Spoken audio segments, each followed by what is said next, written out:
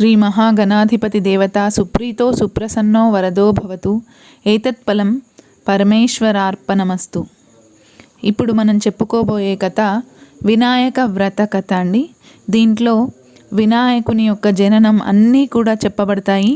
అందరూ కూడా ఈ కథను మొత్తం కథ అయిపోయేంత వరకు కూడా విని గణేశుని కృపకు పాత్రులు కాగలరని మనవి. వ్రత కథ చెప్పుకునే ముందు కొన్ని అక్షింతలు చేతిలో ఉంచుకోవాలి. కథ పూర్తయిన తర్వాత వాటిని శిరస్సు పైన వేసుకోవాలి. పూర్వం చంద్రవంశానికి చెందిన ధర్మరాజు జ్ఞాతుల వలన సిరి సంపదలన్నీ పోగొట్టుకున్నాడు. భార్యతోనూ తమ్ములతోనూ వనవాసం చేస్తూ ఒకనాడు నైమిషారణ్యానికి చేరుకున్నాడు. అక్కడ సౌనకాది ఋషులకు అనేక పురాణ రహస్యాలను బోధిస్తున్న సూత మహామునిని దర్శించి నమస్కరించి, ఋషివర్య, మేము రాజ్యాధికారాన్ని సమస్త వస్తువాహనాలను పోగొట్టుకున్నాము. ఈ కష్టాలన్నీ తీరి పూర్వ వైభవం పొందేలా ఏదైనా సులభమైన వ్రతాన్ని చెప్పండి అని ప్రార్థించాడు. అప్పుడు సూతుడు ధర్మరాజుకు వినాయక వ్రతం చేస్తే కష్టాలు తొలగిపోయి సమస్త సౌఖ్యాలు కలుగుతాయంటూ ఇలా చెప్పసాగాడు. ఒకసారి కుమారస్వామి పరమశివుణ్ణి దర్శించి, తండ్రి, మానవులు ఏ వ్రతం చేయడం వల్ల వంశవృద్ధిని పొంది సమస్త కోరికలు తీరి సకల శుభాలను, విజయాలను, వైభవాలను పొందగలుగుతారో అటువంటి వ్రతాన్ని చెప్పండి అని కోరాడు.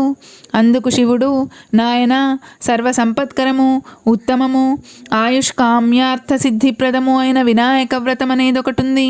దీన్ని భాద్రపద శుద్ధ చవితి నాడు ఆచరించాలి. ఆ రోజు ఉదయమే నిద్రలేచి స్నానం చేసి నిత్యకర్మలు నెరవేర్చుకొని తమ శక్తి మేరకు బంగారంతో కానీ వెండితో కానీ లేదా మట్టితో కానీ విఘ్నేశ్వరుని బొమ్మను చేసి తమ ఇంటికి ఉత్తర దిక్కులో బియ్యాన్ని పోసి మంటపాన్ని నిర్మించి అష్టదళ పద్మాన్ని ఏర్పరచాలి. అందులో గణేశుని ప్రతిమను ప్రతిష్ఠించాలి. అనంతరం శ్వేతగంధాక్షతలు, పుష్పాలు, పత్రాలతో పూజించి ధూపదీపాలను, వెలగా, నేరేడు మొదలైన ఫలములను రకమునకు 21 చొప్పున నివేదించాలి. నృత్య, గీత, వాద్య, పురాణ పఠనాదులతో పూజను ముగించి యథాశక్తి వేద విధులైన బ్రాహ్మణులకి దక్షిణ తాంబూలాదులు ఇవ్వాలి. బంధుజనంతో కలిసి భక్ష భోజ్యాదులతో భోజనం చేయాలి. మరునాడు ఉదయం స్నాన సంధ్యలు పూర్తి చేసుకొని గణపతికి పునః పూజ చేయాలి. విప్రులను దక్షిణ తాంబూలాలతో తృప్తులను చేయాలి. ఈ విధంగా ఎవరైతే వినాయక వ్రతాన్ని చేస్తారో వాళ్ళకి గణపతి ప్రసాదం వలన సకల కార్యాలు సిద్ధిస్తాయి. అన్ని వ్రతాల్లోకి అత్యుత్తమమైన ఈ వ్రతం త్రిలోక ప్రసిద్ధమై దేవముని గంధర్వాదులందరి చేత కూడా ఆచరింపబడినది అని పరమశివుడు కుమారస్వామికి చెప్పాడు. కనుక ధర్మరాజా, నువ్వు కూడా ఈ వ్రతాన్ని ఆచరించినట్లయితే నీ శత్రువులను జయించి సమస్త సుఖాలను పొందుతావు. గతంలో విదర్భ యువరాణి దమయంతి ఈ వ్రతం చేయడం వల్లనే తాను ప్రేమించిన నలమహారాజును పెళ్లాడగలిగింది. శ్రీకృష్ణుడంతటివాడు ఈ వ్రతం చేయడం వల్లనే శమంతకమునితో బాటుగా జాంబవతి, సత్యభామలనే 2 కన్యామణులను కూడా పొందగలిగాడు. ఆ కథ చెబుతాను వినుము అంటూ ఇలా చెప్పసాగాడు. పూర్వం గజముఖుడైన గజాసురుడు శివుని కోసం తపస్సు చేశాడు. అతని తపస్సునకు మెచ్చి పరమేశ్వరుడు ప్రత్యక్షమై వరం కోరుకోమన్నాడు. గజాసురుడు, స్వామి, నువ్వు నా ఉదరమందే నివసించాలి అని కోరాడు. దాంతో భక్త సులభుడైన శివుడు అతని కుక్షియందు ఉండిపోయాడు. జగన్మాత పార్వతి భర్తను వెతుకుతూ ఆయన గజాసురుని కడుపులో ఉన్నాడని తెలుసుకుంది. ఆయన్ను దక్కించుకునే ఉపాయం కోసం శ్రీ మహావిష్ణువును ప్రార్థించింది. శ్రీహరి బ్రహ్మాది దేవతలను పిలిపించి చర్చించాడు. గజాసుర సంహారానికి గంగిరెద్దు మేళమే తగినదని నిర్ణయించారు. నందీశ్వరుణ్ణి గంగిరెద్దుగా అలంకరించారు. బ్రహ్మాది దేవతలందరూ తలకొక వాయిద్యాన్ని ధరించారు. మహావిష్ణువు చిరుగంటలు, సన్నాయిలు ధరించాడు. గజాసురపురానికి వెళ్ళి గంగిరెద్దును ఆడిస్తుండగా గజాసురుడది విని వారిని పిలిపించి తన భవనం మెదుట గంగిరెద్దును ఆడించమని కోరాడు. బ్రహ్మాది దేవతలు రసరమ్యంగా వాద్యాలను వాయిస్తుండగా జగన్నాటక సూత్రధారి అయిన హరి చిత్ర విచిత్రంగా గంగిరెద్దును ఆడించాడు. గజాసురుడు పరమానంద భరితుడై ఏమి కావాలో కోరుకోండి, ఇస్తాను అన్నాడు. అంతటా శ్రీహరి గజాసురుణ్ణి సమీపించి, ఇది శివుని వాహనమైన నంది, శివుణ్ణి కనుగొనడానికి వచ్చింది, శివుణ్ణి అప్పగించు అని కోరాడు. ఆ మాటలకు గజాసురుడు నివ్వెరపోయాడు. వచ్చినవాడు రాక్షసాంతకుడైన శ్రీహరి అని తెలుసుకున్నాడు. తనకు మరణం నిశ్చయమనుకున్నాడు. తన గర్భంలో ఉన్న పరమేశ్వరుణ్ణి ఉద్దేశించి, స్వామి, నా శిరస్సును త్రిలోక పూజ్యంగా చేసి నా చర్మాన్ని నువ్వు ధరించు అని ప్రార్థించాడు. తన గర్భంలో ఉన్న శివుణ్ణి తీసుకోవచ్చునని విష్ణుమూర్తికి అంగీకారం తెలియజేశాడు. అంత శ్రీహరి నందిని ప్రేరేపించగా నంది తన కొమ్ములతో గజాసురుని ఉదరాన్ని చీల్చాడు. బ్రహ్మాది దేవతలకు వేడుకోలు చెప్పి శ్రీహరి వైకుంఠానికి వెళ్ళగా శివుడు నందినెక్కి కైలాసానికి వెళ్ళాడు. కైలాసంలో పార్వతి భర్త రాకను గురించి విని సంతోషించింది.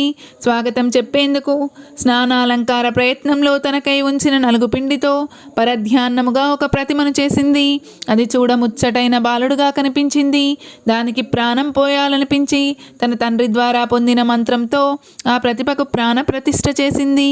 ఆ దివ్య సుందరుని వాకిట్లో ఉంచి ఎవరినీ లోనికి రానివ్వరాదని చెప్పి లోపలికి వెళ్ళింది. కాసేపటికి శివుడు వచ్చాడు.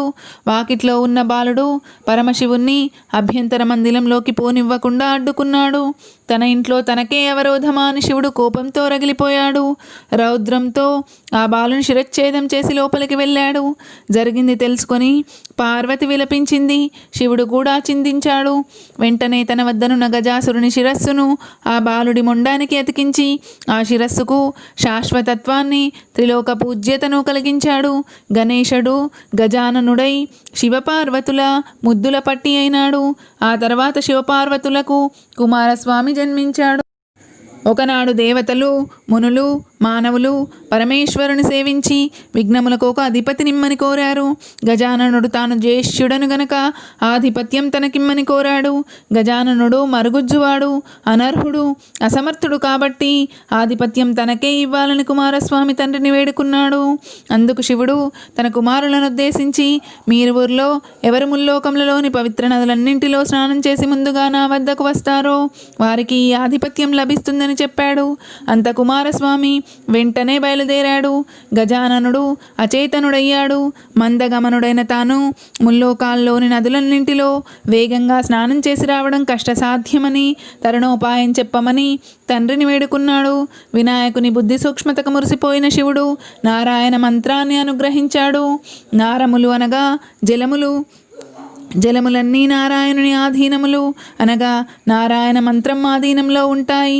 వినాయకుడు ఆ మంత్రం చదువుతూ తల్లిదండ్రుల చుట్టూ ప్రదక్షిణం చేయడం ప్రారంభించాడు. ఆ మంత్ర ప్రభావాన ప్రతి తీర్థంలోనూ కుమారస్వామి కన్నా ముందే వినాయకుడు ప్రత్యక్షం కావడం ప్రారంభించాడు. ఇలా 3,50,00,000 నదులలో వినాయకుడే ముందుగా స్నానమాచరించడం చూసి కుమారస్వామి ఆశ్చర్యపడి కైలాసానికి వెళ్ళాడు. తండ్రి పక్కన ఉన్న గజాననుణ్ణి చూసి నమస్కరించి, తండ్రి, అన్నగారి మహిమ తెలియక ఆధిపత్యం అడిగాను, క్షమించండి, ఈ ఆధిపత్యం అన్నగారికే ఇవ్వండి అని ప్రార్థించాడు. అంత పరమేశ్వరుడు భాద్రపద శుద్ధ చవితి నాడు గజానునికి విఘ్నాధిపత్యం ఇచ్చాడు. ఆనాడు దేశస్థులు విఘ్నేశ్వరునికి కుడుములు, ఉండ్రాళ్ళు మొదలైన పిండి వంటలు, టెంకాయలు, తేనె, అరటిపండ్లు, పానకం, వడపప్పు మొదలైనవి సమర్పించి పూజించగా విఘ్నేశ్వరుడు సంతుష్టుడై కొన్ని భక్షించి, కొన్ని వాహనమునకిచ్చి, కొన్ని చేత జరించి సూర్యాస్తమయ వేళకు కైలాసానికి వెళ్ళి తల్లిదండ్రులకు ప్రణామం చేయబోయాడు. ఉదరం భూమి కానిన, చేతులు భూమి కానక ఇబ్బంది పడుతుండగా శివుని శిరస్సునందున్నటువంటి చంద్రుడు వినాయకుని అవస్థ చూసి నవ్వాడు. రాజదృష్టి సోకిన రాళ్ళు కూడా నుగ్గవుతాయి అన్నట్లుగా విఘ్నదేవుని ఉదరం పగిలి లోపలున్న కుడుములన్నీ ఆ ప్రదేశంలో పడ్డాయి. అతడు మృతి చెందాడు. అది చూసి పార్వతి ఆగ్రహంతో చంద్రుని చూసి, పాపాత్ముడా, నీ దృష్టి తగిలి నా కుమారుడు మరణించాడు. కాబట్టి నిన్ను చూసిన వారు పాపాత్ములై నీలాపనిందలు పొందుదురుగా కాని శపించింది. ఆ సమయంలో సప్తమహర్షులు యజ్ఞం చేస్తూ తమ భార్యలతో అగ్ని ప్రదక్షిణం చేస్తున్నారు. అగ్నిదేవుడు ఋషిపత్నులను మోహించి శాపభయంతో అశక్తుడై క్షీణించడం ప్రారంభించాడు. అగ్ని భార్య అయిన స్వాహాదేవి అది గ్రహించి అరుంధతి రూపము కాక మిగిలిన ఋషిపత్నుల రూపం ధరించి పతిని సంతోషపెట్టేందుకు ప్రయత్నించింది. అగ్నిదేవునితో ఉన్న వాళ్ళు తమ భార్యలే అని శంకించి ఋషులు తమ భార్యలను విడనాడారు. పార్వతీ శాపానంతరం ఋషిపత్నులు చంద్రుని చూసినందుకే వారికి నీలాపనింద కలిగింది. ఋషిపత్నులకు వచ్చిన ఆపదను దేవతలు మునులు పరమేశ్వరునికి తెలుపగా అతడు అగ్నిహోత్రుని భార్యే ఋషిపత్నుల రూపం ధరించిందని చెప్పి ఋషులను సమాధానపరిచాడు. అప్పుడు బ్రహ్మ కైలాసానికి వచ్చి మహేశ్వరుని సేవించి మృతుడై పడి ఉన్న విఘ్నేశ్వరుణ్ణి బ్రతికించాడు. పార్వతీ పరమేశ్వరులు సంతోషించారు. అంత దేవాదులు, తల్లి పార్వతి, నీ శాపం వల్ల ముల్లోకాలకు కీడు వాటిల్లుతోంది కాబట్టి శాపాన్ని ఉపసంహరించుకోవాలని ప్రార్థించారు. తన కుమారుడు మళ్ళీ బ్రతకడంతో పార్వతి చాలా సంతోషించింది. కుమారుని చేరదీసి ముద్దాడింది. ఏ రోజున విఘ్నేశ్వరుని చూసి చంద్రుడు నవ్వాడో ఆ రోజున చంద్రుని చూడరాదు అని శాపాన్ని సడలించింది. అప్పటి నుంచి బ్రహ్మాదులు భాద్రపద శుద్ధ చవితి నాడు చంద్రుణ్ణి చూడకుండా జాగ్రత్తగా ఉండసాగారు. నీలాపనిందలు రాకుండా శమంతక కథను ఇప్పుడు మనం విందాం. ద్వాపరయుగంలో భాద్రపద శుద్ధ చవితి నాడు నారదుడు శ్రీకృష్ణుని దర్శించి స్తుతించాడు.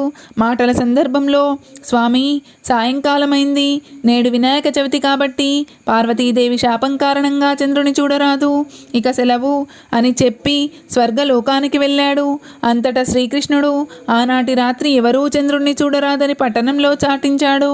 క్షీరప్రియుడైన శ్రీకృష్ణుడు నాటి రాత్రి తాను ఆకాశం వంక చూడకుండా గోశాలకు పోయి పాలు పితుకుతూ అనుకోకుండా పాలలో చంద్రుని ప్రతిబింబాన్ని చూశాడు. అయ్యో, నాకెలాంటి అపనింద రానున్నదో అనుకున్నాడు.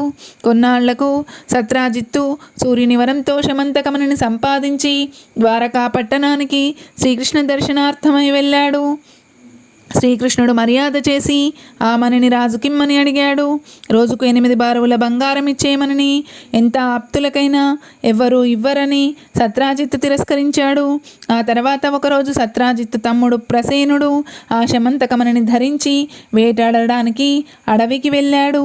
ఒక సింహం ఆ మణిని మాంసఖండమని భావించి అతన్ని చంపి మణిని తీసుకొని పోతుండగా ఒక భల్లూకం ఆ సింహాన్ని చంపి మణిని తన కుమార్తె జాంబవతికి ఆట వస్తువుగా ఇచ్చింది. సత్రాజిత్తు తమ్ముని మృతి గురించి విని శమంతకమణిని ఇవ్వలేదనే కృష్ణుడే తన సోదరుని చంపి మణిని అపహరించాడని పట్టణంలో చాటించాడు. అది విన్న కృష్ణుడు చవితి నాడు పాలల్లో చంద్రబింబాన్ని చూసిన దోషఫలమే ఇది అనుకున్నాడు. దాన్ని పోగొట్టుకునేందుకు బంధు సమేతుడై అడవికి పోయి వెతకగా ఒకచోట ప్రసేనుని కళేబరం, సింహం కాలిజాడలు, ఎలుగుబంటి అడుగులు కనిపించాయి. ఆ దారినే వెళ్తూ ఒక పర్వత గుహ ద్వారాన్ని చూసి పరివారాన్ని అక్కడ విడిచి కృష్ణుడు గుహలోపలికి వెళ్ళాడు. అక్కడ మణిని చూశాడు. దాన్ని తీసుకొని వెనక్కి వస్తుండగా ఒక యువతి ఏడవడం ప్రారంభించింది. అది చూసి జాంబవంతుడు ఆవేశంగా వచ్చి కృష్ణుడితో తలపడ్డాడు. ఇద్దరి మధ్య 28 రోజుల యుద్ధం జరిగింది. క్రమంగా జాంబవంతుడి బలం క్షీణించింది. తనని ఓడిస్తున్న వ్యక్తి రావణుని నిర్జించిన శ్రీరాముడే అని తెలుసుకున్నాడు. జాంబవంతుడు అంజలి ఘటించి, దేవా, నువ్వు నా రామచంద్రుడివే. త్రేతాయుగంలో నా మీద వాత్సల్యంతో వరం కోరుకోమనగా నా తెలివి తక్కువతనం వల్ల నీతో ద్వంద్వ యుద్ధం చేయాలని కోరుకున్నాను. భవిష్యత్తులో నీ కోరిక నెరవేరుతుందని తమరు సెలవిచ్చారు. అప్పటి నుంచి మీ నామస్మరణే చేస్తూ యుగాలు గడిపాను. ఇన్నాళ్లకు నా కోరిక నెరవేరింది. నాకు ఇక జీవితేచ్ఛలేదు. నా అపరాధాలు మన్నించు, నీకన్నా వేరే దిక్కులేదు అంటూ ప్రార్థించగా శ్రీకృష్ణుడు శమంతకమణిని అపహరించినట్లు నాపై ఆరోపణ వచ్చింది. అపనింద బాపుకునేందుకు ఇటు వచ్చాను కాబట్టి మణిని ఇవ్వమని కోరాడు. జాంబవంతుడు శ్రీకృష్ణునికి మణితో పాటు తన కూతురు జాంబవతిని కూడా కానుకగా ఇచ్చాడు. కన్యారత్నంతోనూ మణితోనూ శ్రీకృష్ణుడు పురం చేరుకున్నాడు. సత్రాజిత్తును రప్పించి పిన్న పెద్దలను ఒకచోట చేర్చి యావత్ వృత్తాంతమును చెప్పాడు.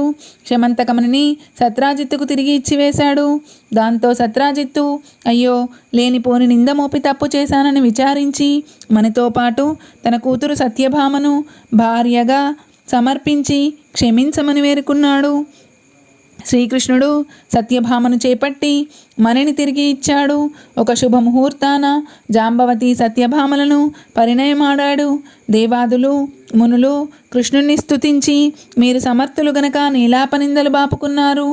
మరి మా పరిస్థితి ఏంటి అని అడగ్గా, భాద్రపద శుద్ధ చతుర్థి నాడు ప్రమాదవశాత్తు చంద్రుణ్ణి చూసిన వాళ్ళు గణపతిని పూజించి ఈ శమంతకమని కథను విని అక్షింతల తలపై చల్లుకుంటే నీలాపనిందలు పొందరు అని చెప్పాడు కృష్ణుడు.